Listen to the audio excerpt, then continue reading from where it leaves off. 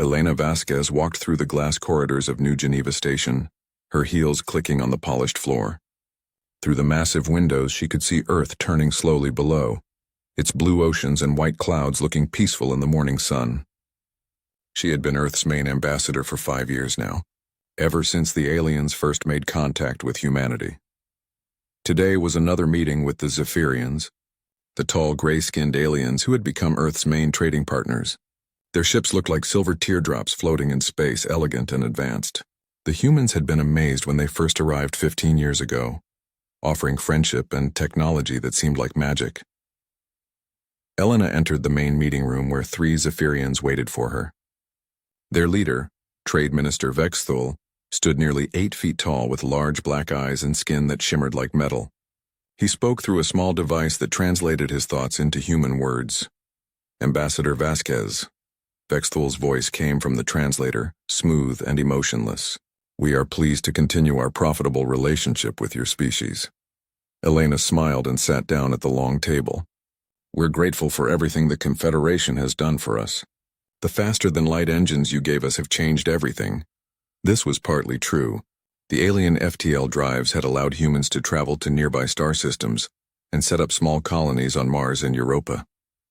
But what Elena didn't say was that human scientists had been studying those drives for years, learning how they worked and making improvements the aliens had never thought of. Your people are quick learners, Vexthul said, though still quite primitive compared to the older races in the Confederation.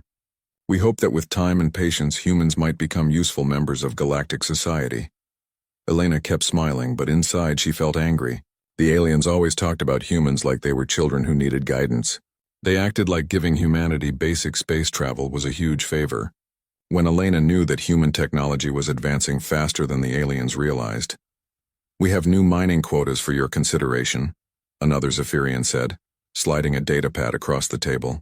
The Confederation requires more rare Earth minerals from your planet. In return, we will provide additional food processing equipment and medical supplies. Elena looked at the numbers and tried not to show her surprise. The aliens wanted 3 times more minerals than before, but were offering less in return. It was a bad deal, but she nodded anyway. I'll need to discuss this with the Earth Council, she said, but I'm sure we can work something out. After the meeting ended and the aliens left, Elena took a private elevator down to the deepest levels of the station. Her security badge opened doors that didn't exist on any building plans. She walked through a long tunnel that led to a hidden control room filled with screens and computers. Admiral Sarah Chen looked up from a bank of monitors showing images from across the solar system. She was a small woman with sharp eyes and gray hair pulled back in a tight bun. Elena had known her since the early days of first contact, when both women were part of the secret committee that decided how humanity should respond to the aliens. How did the meeting go? Sarah asked. Same as always, Elena said, sitting down in a chair next to the Admiral. They want more resources for less payment. And Vexthul made his usual comments about how primitive we are. Sarah smiled coldly. Good. The longer they think we're helpless, the better. She turned to one of the screens, which showed a feed from a hidden camera on the Zephyrian ship. What they don't know is that we've been recording everything they say when they think we can't hear them. Elena watched as the screen showed the 3 aliens in their ship's bridge.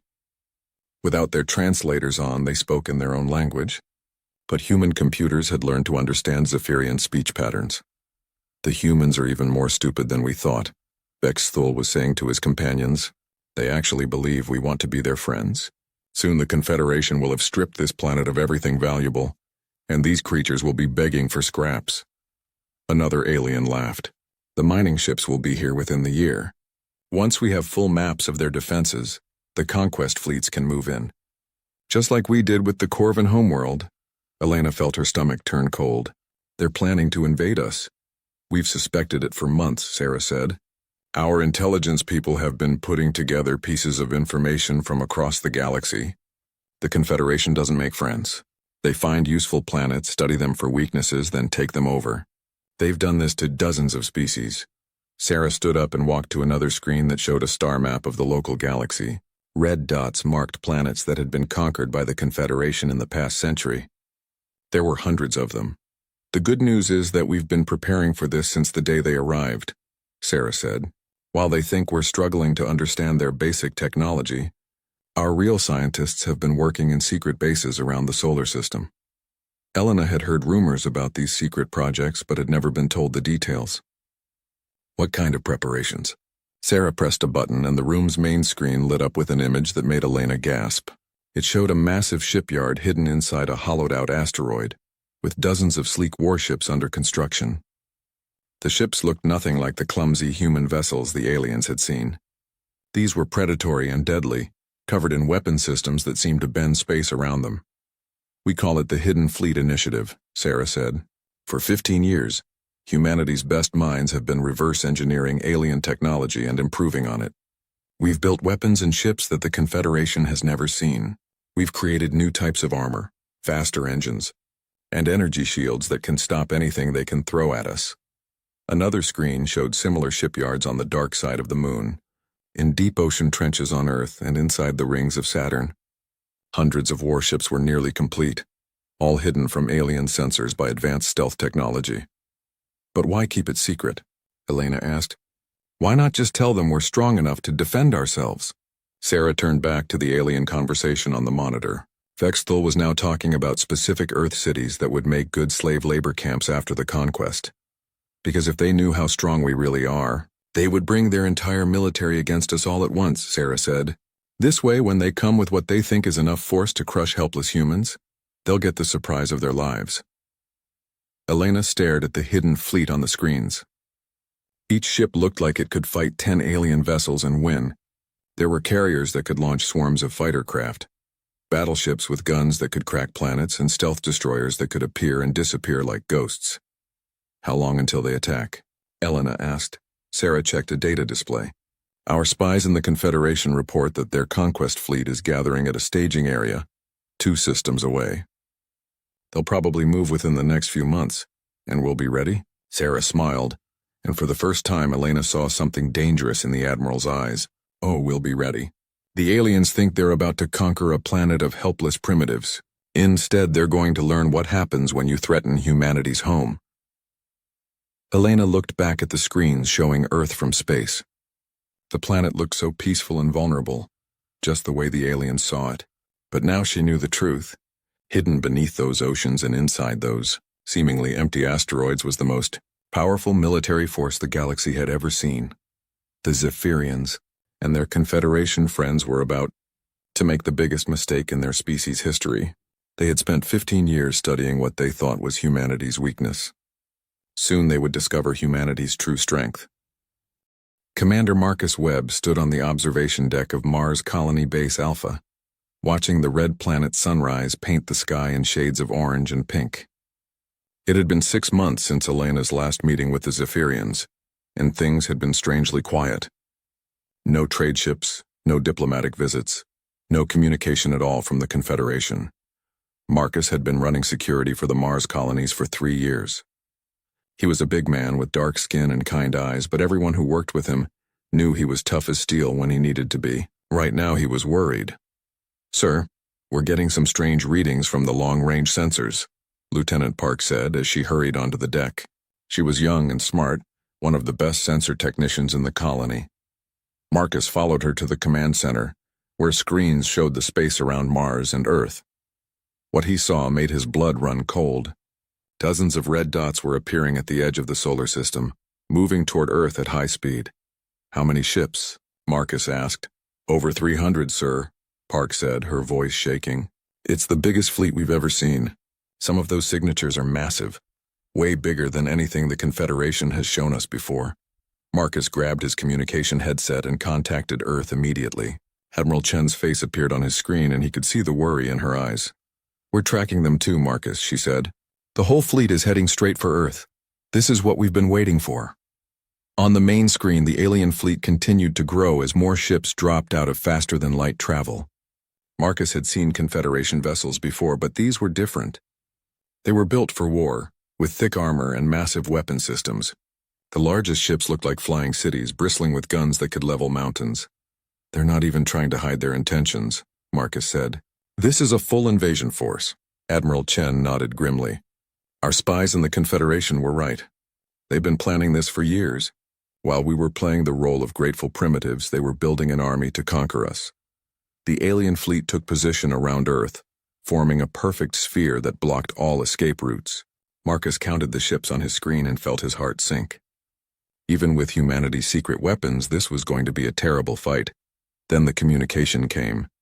Every screen in the solar system suddenly showed the same image: a Zephyrian in a military uniform standing on the bridge of a massive warship. Marcus recognized him as Fleet Admiral Kethvar, one of the Confederation's most feared military leaders. "Humans of Earth." Kethvar's translated voice echoed across every human settlement. "I am Fleet Admiral Kethvar of the Confederation 3rd Conquest Fleet. Your time of pretending to be important is over." The alien's black eyes stared coldly from the screen.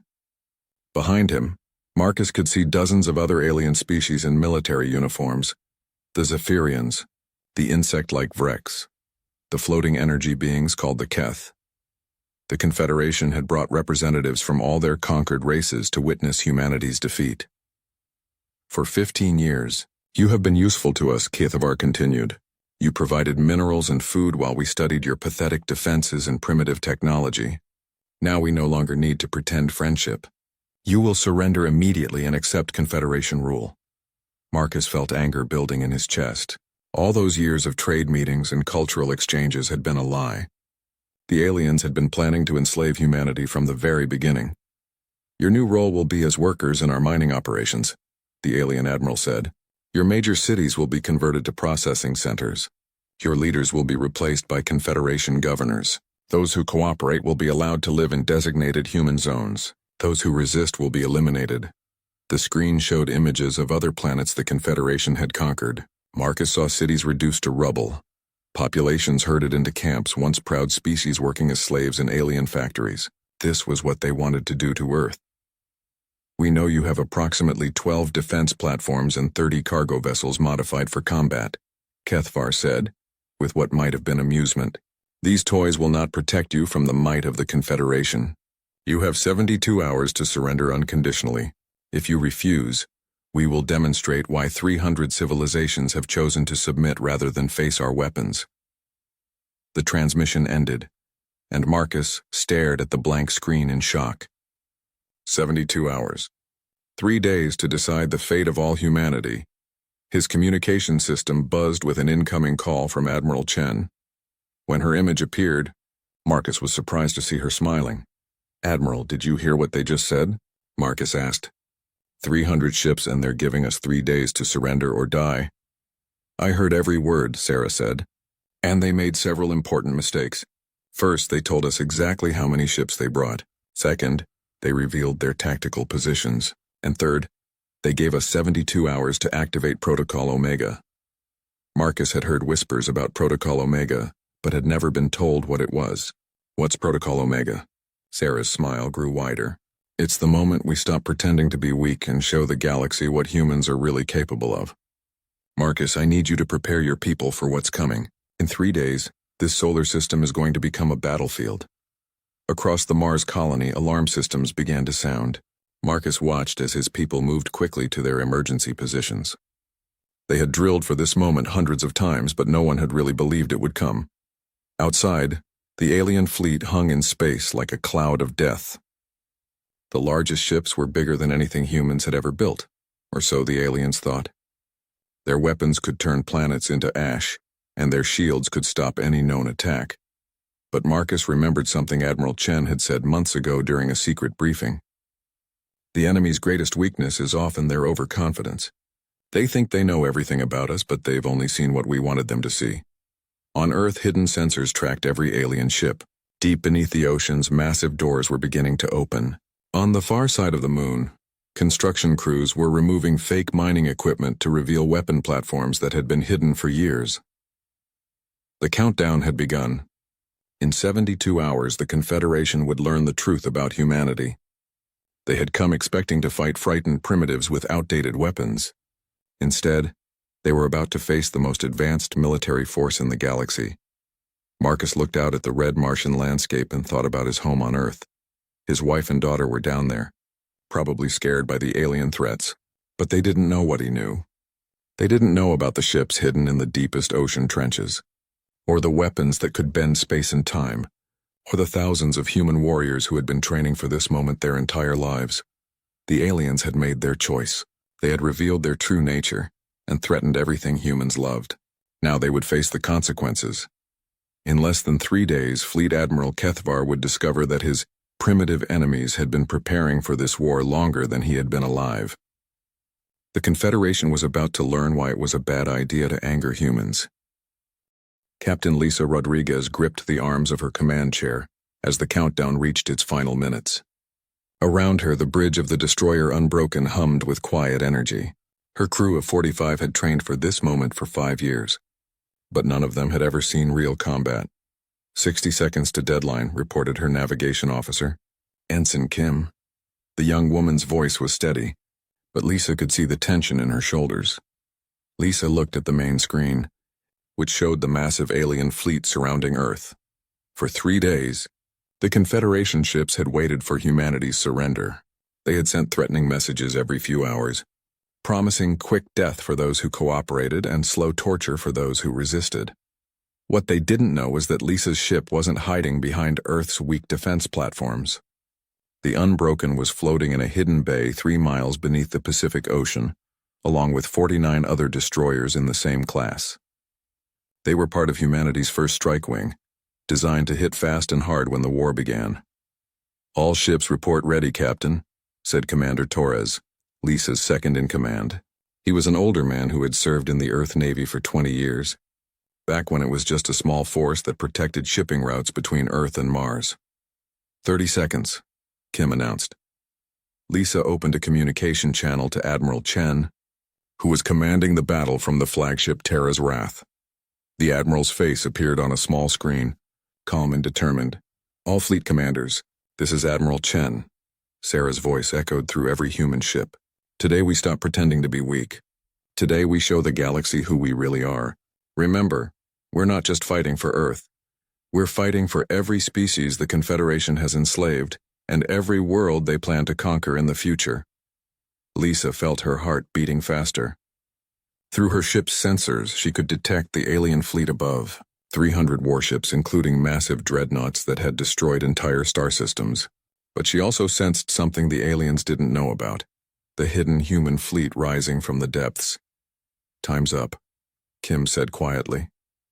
High above, Fleet Admiral Kethvar opened a communication channel to Earth. His translation device made his voice sound cold and mechanical as it reached every human settlement in the solar system. "Your time is over. Humans," he announced, "since you have not surrendered, we will now demonstrate the price of defying the Confederation. Target their largest cities first. Show them what happens to primitives who think they can resist us." Lisa watched as the alien ships began to move into attack formation. Their weapons started to glow as they charged up for the bombardment of Earth. In a few minutes, billions of humans would be dead. That's when Admiral Chen gave the order that changed everything. "All units, activate Protocol Omega. Let's go to work." The ocean floor beneath Lisa's ship split open like a giant mouth. Massive hydraulic systems that had been hidden for 15 years lifted the Unbroken toward the surface. All around the planet, similar scenes played out as Earth's true military power revealed itself. Lisa's destroyer broke through the waves into sunlight for the first time. She was a beautiful ship, sleek and deadly, with armor that seemed to bend light around it and weapons that glowed with barely contained energy. The Unbroken was twice as fast as any Confederation vessel and, armed with technology the aliens had never imagined. "Holy," Ensign Kim whispered as her sensors showed what was happening around the globe, everywhere. Human warships were rising from the depths. The Pacific Fleet emerged from underwater bases that had been disguised as research stations. The Atlantic battle group surfaced from trenches that the aliens thought were empty. Even the Arctic Ocean revealed hidden launch bays filled with carriers and battleships. But the most shocking sight was the Terra's Wrath itself. Admiral Chen's flagship was 4 miles long, bristling with weapons that could crack moons in half. It had been built inside a hollowed-out seamount in the mid-Atlantic, invisible to alien sensors for over a decade. "Enemy fleet is in shock, Captain," reported Lieutenant Zhang from the sensor station. "Their formation is breaking up." I don't think they were expecting this. Lisa could understand why. The aliens had come to fight a few dozen primitive ships. Instead, they were facing over 800 advanced warships that made their technology look ancient. "Captain Rodriguez," Admiral Chen's voice came through the communication system. "Take your wing and hit their right flank. Show them what human destroyers can do." "Roger that, Admiral," Lisa replied. She turned to her crew. "You heard the order. All ships follow my lead. Let's introduce ourselves to our new friends." The Unbroken accelerated toward the alien fleet faster than any ship should be able to move. Lisa's crew barely felt the force because of the gravity control systems that human engineers had perfected years ago. Around her, the other destroyers in her wing moved in perfect formation, their hulls shimmering like liquid metal. The first alien ships to react were a group of Zephyrian cruisers. They fired their plasma cannons at the approaching human vessels, beams of energy that could melt through 10 feet of steel. The weapon struck the Unbroken directly and did absolutely nothing. "Shields holding at 100%, Torres reported with satisfaction. "Their weapons can't even scratch our armor," Lisa smiled. Human scientists had spent years studying alien weapons and developing defenses against them. Every shot the Confederation fired just made their shields stronger. "Return fire," Lisa ordered. "Target their command ship first." The Unbroken fired a single shot from its main plasma lance. The weapon used technology based on the core of stars, creating a beam of energy that moved at the speed of light. It struck the alien cruiser exactly where Lisa had aimed, right through their bridge. The enemy ship exploded in a ball of fire that could be seen from Earth. "Direct hit," Kim shouted. "Their shields didn't even slow us down." Around Lisa's destroyer, the other human ships opened fire. Beams of coherent energy and streams of antimatter tore through the alien formation like paper. Ships that had conquered dozens of worlds were destroyed in seconds. The aliens tried to fight back, but their weapons were useless against human shielding technology. Worse, the human ships moved like nothing they had ever seen. Lisa's destroyer could change direction instantly, appear and disappear using short-range teleporters, and attack from angles that should have been impossible. "Captain," Zhang said, his voice filled with amazement, "the enemy fleet is retreating. They're trying to get away from us." Lisa looked at the main screen and saw Confederation ships fleeing in every direction. These were vessels that had crushed entire civilizations, and they were running away from a fight they had started. But Admiral Chen wasn't going to let them escape so easily. "All fleet units, this is the Admiral." Sarah's voice rang through the human fleet. "Pursue and engage. Don't let a single one of them reach the edge of the system. Today we send a message to the entire galaxy. Earth is not helpless and humans are not prey." Lisa felt a fierce joy as her destroyer chased down fleeing alien warships. For 15 years, humanity had pretended to be weak while building the most powerful military force in known space. The aliens had thought they were coming to crush frightened primitives. Instead, they had awakened sleeping giants. The battle that the Confederation expected to last minutes was turning into a complete disaster for them. Their mighty conquest fleet was being torn apart by enemies who fought like nothing they had ever faced. As the Unbroken destroyed its fifth alien ship in 10 minutes, Lisa realized something important. This wasn't just a battle for Earth's survival. This was the moment when humanity announced to the galaxy that the age of Confederation dominance was over. The hunters had just become the hunted. Colonel Jake Martinez led his Marines through the smoking corridors of the Zephyrian battleship Dominator. His power armor made him 8 feet tall and strong enough to rip through metal doors with his bare hands. Behind him, 24 of Earth's finest soldiers moved like deadly shadows through the alien vessel. The battle in space was almost over. Admiral Chen's fleet had destroyed or captured most of the Confederation ships in just 3 hours. The aliens who had come to conquer Earth were now prisoners or debris floating in the void. "Command center should be just ahead, Colonel," Sergeant Williams said through the armor's communication system. She was Jake's best soldier, tough as nails and smart as a whip. Her sensors showed the layout of the alien ship, highlighting areas where survivors might be hiding. Jake nodded and signaled his team forward. Their mission was simple: capture the enemy command staff alive and get information about Confederation military operations. Admiral Chen wanted to know everything about their enemies before the next phase of the war began. They found Fleet Admiral Kethvar in his command center, surrounded by the bodies of his officers. The tall Zephyrian was wounded but still alive, his silver blood leaking from cuts on his arms and face. When he saw the human soldiers, his black eyes filled with something Jake had never seen in a Confederation officer before: Fear. You. Kethavar whispered through his translator. How is this possible? Your species was supposed to be primitive. We studied you for years. Jake removed his helmet, revealing a scarred face and brown eyes that had seen too much combat. He was 45 years old and had been fighting humanity's secret wars since he was 20. You studied what we wanted you to see, Jake said calmly. While you were watching our fake cargo ships and counting our empty defense platforms, we were building the most advanced military in the galaxy. You never bothered to look beneath the surface.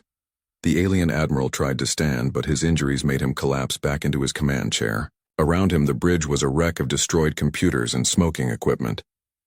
The Confederation has ruled for 800 years, Kethavar said weakly.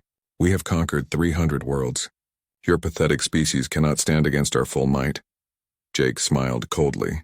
Your full might just got destroyed by one human battle group.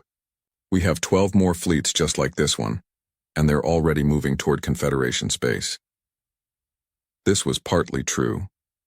Earth's hidden fleet was indeed massive, with ships stationed throughout the solar system and beyond.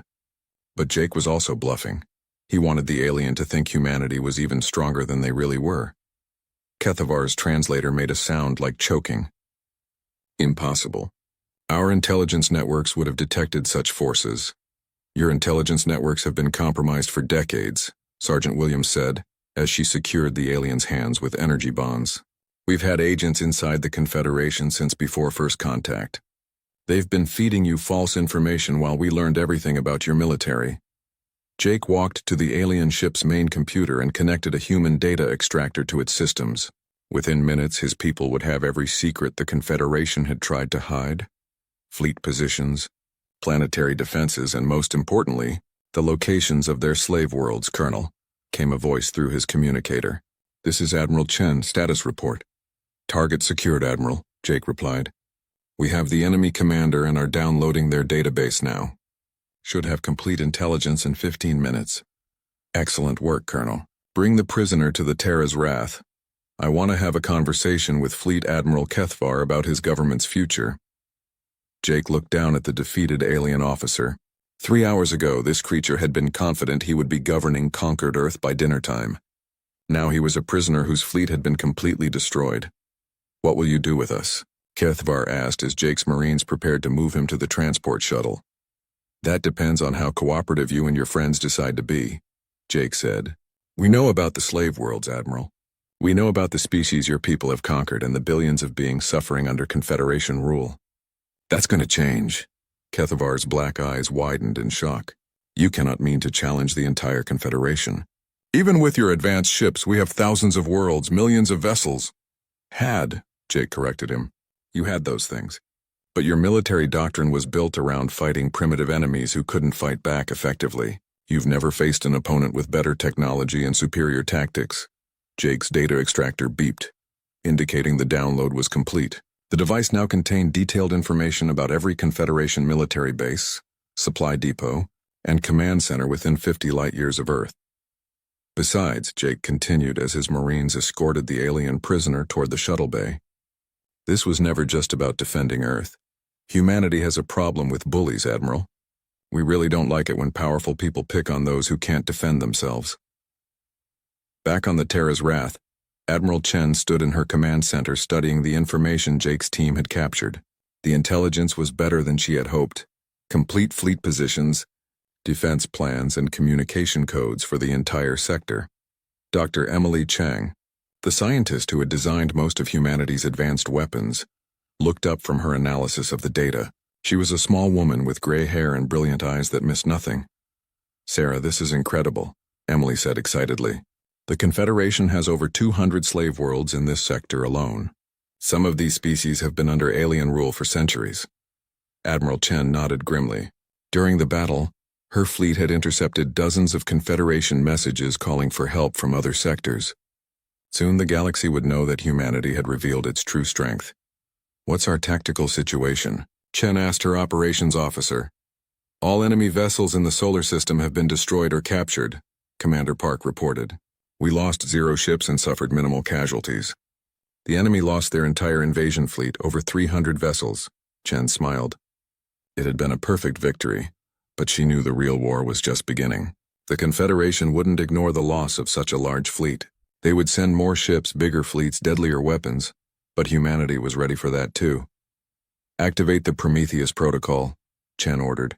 I want our rapid response fleets in position within 6 hours. If the Confederation wants to escalate this conflict, we'll show them what human warfare really looks like. Across the solar system, hidden wormhole generators began to power up. These devices could open doorways through space itself, allowing human fleets to appear anywhere in the galaxy within hours instead of months. The technology was based on alien physics but improved by human engineering. Like everything else in Earth's military, it was better than anything the Confederation had ever seen. Ma'am, Commander Park said, we're receiving surrender broadcasts from Confederation installations throughout the sector. Word of our victory is spreading fast. Chen looked at the star map showing nearby systems. Red dots marked Confederation bases and slave worlds, while blue dots showed human fleet positions. Soon those red dots would start turning blue as Earth's hidden fleets moved to liberate every world the aliens had conquered. Send a message to all Confederation forces in the sector, Chen ordered. Tell them they have 24 hours to surrender unconditionally and release all enslaved populations. Any base that refuses will be destroyed. She turned to Dr. Chang. Emily, I want production increased on all our shipyards. If we're going to free the galaxy, we'll need more vessels. The scientist nodded eagerly. The automated factories on the far side of the moon can triple their output. We'll have 1,000 new ships within 6 months. Admiral Chen smiled as she looked at Earth through the bridge windows.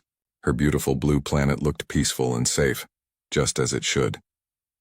But now the galaxy would learn that humanity's peaceful appearance hid the soul of warriors. The Confederation had made the mistake of threatening Earth. Now, they would face the consequences of angering the most dangerous predators in known space. Ambassador Elena Vasquez stood on the observation deck of New Haven Station, watching ships from 50 different species dock at the massive spaceport. 3 months had passed since the battle for Earth, and the galaxy had changed completely. Where once the Confederation's gray warships had enforced slavery across hundreds of worlds, now colorful vessels from liberated species carried messages of hope and freedom.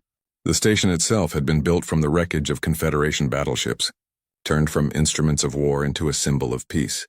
It's beautiful, said Captain Lisa Rodriguez as she joined Elena at the window. Lisa had been promoted to admiral after her destroyer wing's performance in the liberation campaigns. Her uniform now carried medals from a dozen grateful species. Hard to believe it's only been 3 months, Elena replied. When I was meeting with Trade Minister Vexthul, I never imagined we'd end up here. Through the window they could see the Terra's Wrath docked at the station's main port.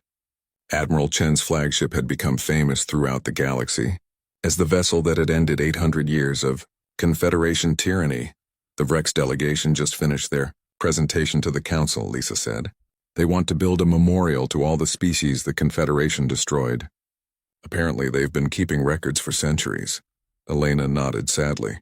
The Vrex were an aquatic species that had been enslaved for their shipbuilding skills. When human marines had freed their homeworld, the fish-like beings had wept tears of joy for the first time in 300 years. How many worlds have we liberated now? Elena asked. 247, Lisa replied. The Corvin hive minds were freed yesterday. Colonel Martinez says they sang for 6 straight hours when they realized they were free. The liberation campaigns had been swift and decisive. Humanity's hidden fleets had appeared at Confederation bases across the galaxy, offering the same choice Admiral Chen had given at Earth: surrender and free your slaves, or be destroyed. Most had chosen surrender once word spread about what had happened to the invasion fleet. A soft chime indicated someone was requesting entry to the observation deck. Elena looked up to see Admiral Chen approaching, followed by a tall figure in robes that seemed to shift color in the light. Ambassador, Admiral Rodriguez, I'd like you to meet someone very important, Chen said with a smile. This is Zelandros, former chief scientist of the Zephyrian military. Elena stared in shock. She recognized the name from classified briefings. This was the Confederation deserter who had warned humanity about the invasion plans decades ago. Zelandros spoke through a translation device, but his voice carried emotions that Elena had never heard from a Zephyrian before. I have waited 40 years to see this day, he said softly. When I first contacted your species, I hoped you might survive what was coming. I never dreamed you would end the Confederation entirely. Your information saved billions of lives, Admiral Chen said. Without your warnings, we never would have had time to prepare. The alien scientist's head tentacles moved in what Elena had learned was a gesture of sadness. I am ashamed of what my people did. For centuries, we told ourselves that conquest was necessary, that weaker species needed our guidance. We were wrong. Elena walked closer to the window, where she could see representatives from dozens of liberated worlds working together on the station. Insectoid Vrex collaborated with gaseous energy beings called the Luminari. Former Confederation slave soldiers now worked alongside their liberators to hunt down the few remaining enemy strongholds. What will happen to the Confederation species who surrendered? She asked. The same thing that's happening to everyone else, Admiral Chen replied. They get to choose their own future. Some want to return to their homeworlds and rebuild. Others want to join the Free Worlds Alliance and help us protect the galaxy. Lisa pointed to a group of ships near the station's edge. See those vessels with the blue and silver markings? Those are Zephyrian volunteers who want to make up for their government's crimes. They're helping us locate the last hidden slave camps. Elena felt a warmth in her chest. This was what humanity had always dreamed of. Not conquest or dominance, but true cooperation between different species. The galaxy was finally becoming the peaceful community that science fiction writers had imagined centuries ago. There's something else you should know, Admiral Chen said quietly. Our deep space scouts have made contact with species beyond Confederation territory. Apparently, news of the liberation is spreading faster than we expected. Zelandros made a sound that his translator rendered as laughter. The Confederation was not the only oppressive empire in the galaxy. There are others, some even worse than we were. But they are all watching what happened here and they are afraid. Elena understood immediately. Humanity hadn't just freed one sector of space. They had shown every enslaved species in the galaxy that their oppressors could be defeated. The revolution was spreading. A communication alert sounded and Admiral Chen activated a nearby display screen. Colonel Jake Martinez appeared, broadcasting from somewhere in deep space. Admiral, we've just liberated the Andorian system, he reported. That's the last major Confederation stronghold in this sector. The war is over. Elena felt tears in her eyes. It was really over.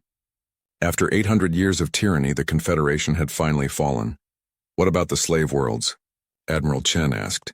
All freed, Martinez replied with a smile. The Andorians are asking if they can join the Alliance. Apparently they've been planning a rebellion for 50 years and are impressed that humans actually pulled it off. After the communication ended, Elena walked back to the window. Below them, New Haven Station bustled with activity as beings from across the galaxy worked together to build something better than what had come before. So what happens now? She asked. Admiral Chen joined her at the window. Now we do the hard part. Winning a war is easy compared to building a lasting peace. We need to help these species rebuild their worlds, restore their cultures, and learn to work together. The Free Worlds Alliance will be different from the Confederation, Lisa added. No one species in charge, no forced tribute, no slaves. Just free peoples choosing to cooperate for mutual benefit. Zelandros moved to stand beside them. Your species has given the galaxy something it has not had for centuries, hope. The young ones of my people speak of humans as heroes from legend, the ones who ended the long darkness. Elena smiled at that. We're not heroes. We just did what anyone should do when they see bullies picking on people who can't fight back. That, Admiral Chen said quietly, is exactly why you are heroes. Through the window, Elena could see Earth in the distance, a small blue dot among the stars. It looked so peaceful and insignificant, but she knew the truth. That tiny world had hidden the most powerful military force in galactic history, and when the time came, its people had used that power not for conquest but for liberation. A memorial was being planned on Earth to honor all the beings who had died under Confederation rule. The inscription would be simple. Those who mistake kindness for weakness do so at their own peril. Those who threaten our friends discover what Earth's children are truly capable of. The galaxy had learned an important lesson about humanity. They appeared peaceful and friendly, always willing to help and cooperate. But underneath that kindness was the heart of warriors who would fight to the death to protect the innocent. The Confederation had made the fatal mistake of thinking humans were weak prey. Instead, they had discovered that Earth's children were the apex predators who had been hiding their claws until the moment they were needed. Now, as Elena watched ships from dozens of worlds working together in harmony, she knew that the galaxy would never forget what happened when someone made the mistake of angering humanity. The age of oppression was over. The age of freedom had begun, and it had all started when aliens made the worst decision in galactic history. They had angered humans and forced Earth to unveil its hidden fleet.